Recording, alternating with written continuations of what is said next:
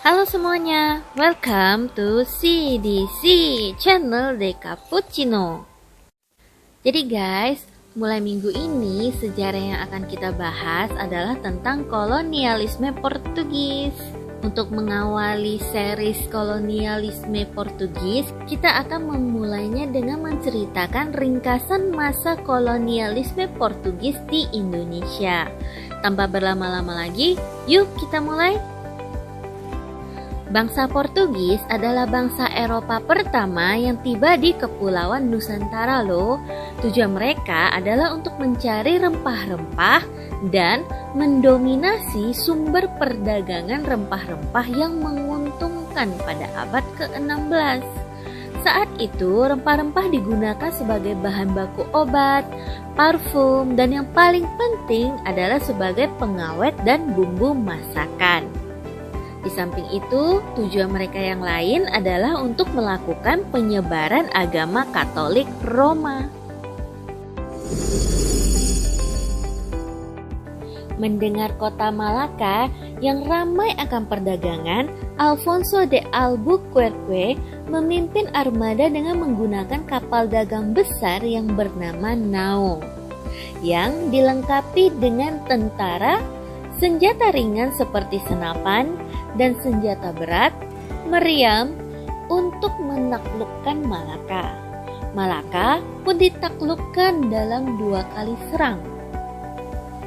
Portugis mengendalikan perdagangan di Asia Tenggara melalui penguasaan Malaka pada tahun 1511 sampai pada tahun 1642. Selama dikuasai Portugis, Malaka menjadi pusat perdagangan yang paling ramai di Asia.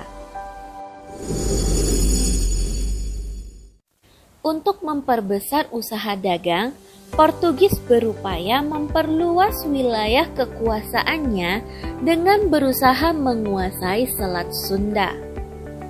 Pada tahun 1522, Portugis dan Sang Hyang Prabu Surawisesa, Raja Sunda, membuat kesepakatan kerjasama yang berisikan bahwa Portugis bersedia membantu Sunda Kelapa apabila sewaktu-waktu kota bandar diserang oleh kerajaan Cirebon.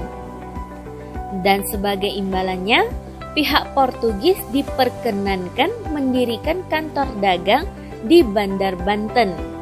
Tetapi kantor itu tidak pernah dibangun di Bandar Banten, melainkan di Sunda Kelapa.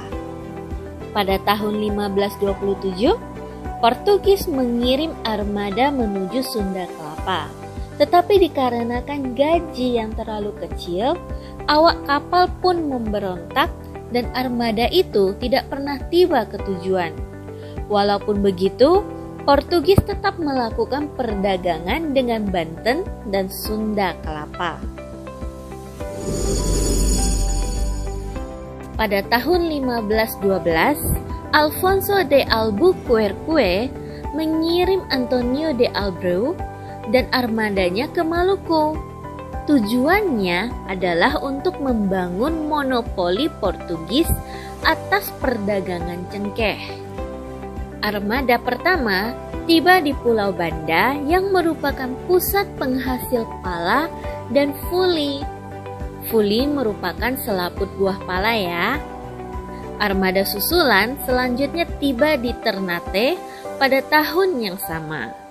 Pengiriman armada ke Maluku tidaklah mudah karena beberapa kapal Portugis karam, bahkan kapal perbekalan mereka pun tenggelam di perairan Madura. Walaupun begitu, Portugis berhasil menjalin kerjasama dengan Sultan Abilais dari Ternate. Dalam kerjasamanya itu, disebutkan bahwa Sultan Ternate menjanjikan monopoli rempah-rempah, terutama cengkeh, dan juga mengizinkan Portugis membangun pos atau kantor di Pulau Ternate. Tetapi pada masa hubungan dagang antara Portugis dan Ternate pada tahun 1522 sampai 1570, sering terjadi konflik antara penguasa Ternate dan Portugis. yang dikarenakan Portugis berusaha mendominasi perdagangan maupun pemerintahan. Konflik ini berujung pada perlawanan Sultan Ternate yang disebut Perang Soya-Soya. Portugis pun dikalahkan dan diusir dari Maluku.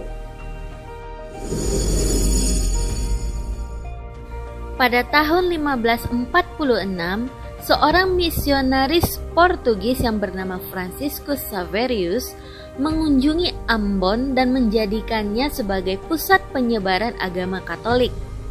Dalam kurun waktu 50 tahun setelahnya, penduduk di pulau-pulau Haruku, Saparua, dan Nusa Laut pun memeluk agama Katolik. Pada tahun 1605, setelah Belanda masuk ke Nusantara dan membangun kerjasama dengan Ambon dan Ternate, Belanda pun mencegah Portugis masuk kembali ke Maluku, yaitu Ambon dan Ternate, dengan cara bertahan di Kupang. Pada tahun 1511, Portugis mengirimkan rohaniawan Ordo Dominikan ke Nusa Tenggara Timur dan mendirikan benteng di Pulau Solor. Mereka pun berhasil membuat setengah penduduk Pulau Solor memeluk agama Katolik. Pada masa ini jugalah perdagangan kayu cendana di Nusa Tenggara Timur dikuasai oleh Portugis. Pada tahun 1613, Belanda merebut benteng Portugis di Pulau Solor. Walaupun begitu, Portugis masih menjalin kerjasama perdagangan dengan raja-raja Timor bagian utara. Perlawanan Maluku terhadap Portugis dimanfaatkan oleh Belanda. Belanda berhasil memaksa Portugis menyerahkan pertahanannya. Benteng-benteng Portugis dihancurkan oleh Belanda. Sejak saat itu, Belanda berhasil menguasai sebagian besar wilayah Maluku dan Portugis diusir ke Timor Timur. Jadi itulah guys, ringkasan dari masa kolonialisme Portugis di Indonesia. Untuk kisah lengkapnya akan kita ceritakan di video selanjutnya ya. Kita juga mohon maaf jika ada informasi yang kurang maupun salah. Mohon beritahu kami di kolom komentar di bawah. Yang terakhir, jangan lupa klik tombol subscribe dan juga tombol lonceng jadi kalian tahu kapan kita upload video baru. Jangan lupa juga klik tombol like dan share video ini ke seluruh sosial media dan teman-teman kalian semua.